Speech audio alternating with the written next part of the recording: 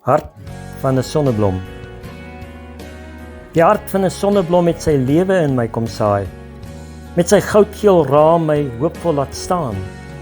Verstom oor die veelkantige blom wat helder geel die lug insteek na waar nuwe hoop deurbreek.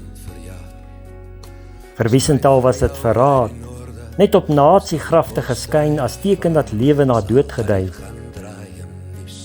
Is alle ander dan bestem vir die doodse domein sonder 'n sonneblom wat goudgeel verhul lewe bekom? Het daar 'n verdwaalde saad deur die natuur losgelaat in die wind gedraai en tot op Picasso se Guernica gewaai? 'n stukkie hoop vir 'n dorp verkrag deur bomme wat leef verag. Net 'n bietjie sonneblom hoop verwag.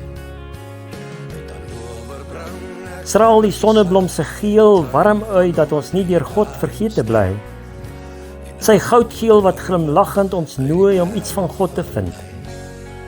Miskien 'n sagte glimlag gegee om te sê jy's gesien, al staan jy verleë oor 'n lewe nutteloos bestee. God het in sonneblomme geryk dat jy na die goudgeel kan kyk en hom onthou wat jou bloedrooi hande toevou.